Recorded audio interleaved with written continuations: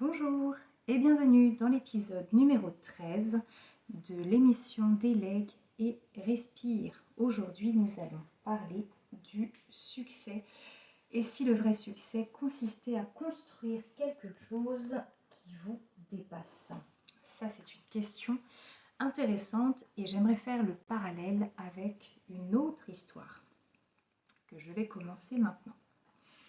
Imaginez-vous consacrer 40 ans de votre vie sur un projet que vous ne verrez jamais achevé. Sérieusement, qui accepterait de faire ça? C'est pourtant ce qu'a fait Antoni Gaudí. Ce monsieur, lorsqu'il prend la direction du chantier de la Sagrada Familia à Barcelone, comprend rapidement quelque chose. L'ouvrage est tellement ambitieux qu'il ne sera probablement jamais terminé de son vivant.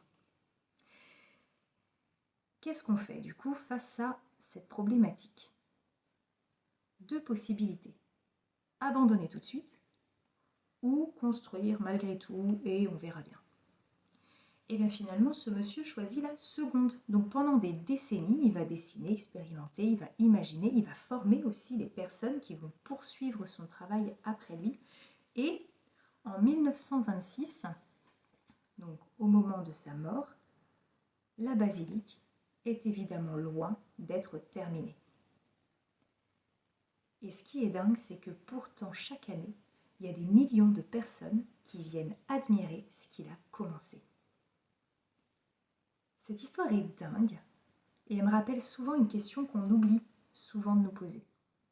Quand on crée une activité, qu'est-ce qu'on est en train de construire concrètement? Est-ce qu'on construit un emploi supplémentaire ou est-ce qu'on construit quelque chose qui pourra continuer à produire de la valeur demain? Beaucoup d'indépendants vendent leur temps. Chaque heure travaillée est une heure facturée. Nickel.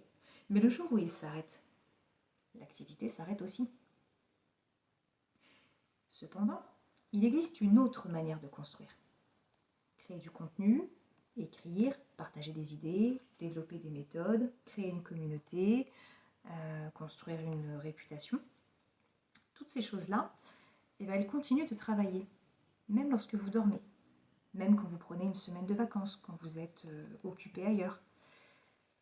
Et je crois que c'est ça qu'on cherche à faire avec Délègue et Respire. On ne crée pas seulement des publications, on construit une bibliothèque d'idées, des histoires, des réflexions, des ressources qui, j'espère en tout cas, continueront d'aider des gens dans 1 mois, 1 an, 10 ans. Et c'est ça qui me fascine. Au fond, le contenu, ce n'est pas seulement un outil de communication.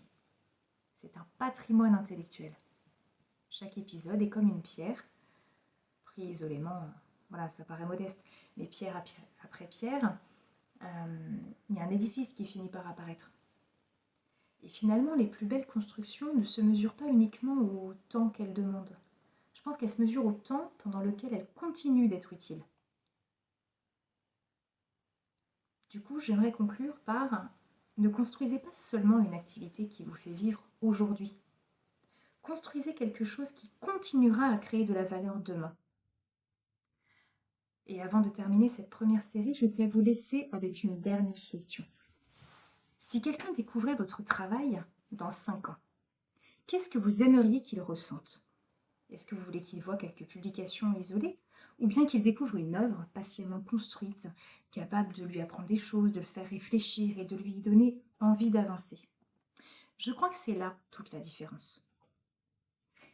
Je voudrais quand même vous remercier d'avoir suivi cette première série de Délègue et Respire. Et surtout, merci d'avoir accepté de voyager avec moi à travers des histoires qui, au premier regard, semblaient ne rien avoir avec l'entrepreneuriat. Mais finalement, les plus belles idées se cachent souvent là où on ne pensait pas les chercher. Je vous souhaite une bonne journée.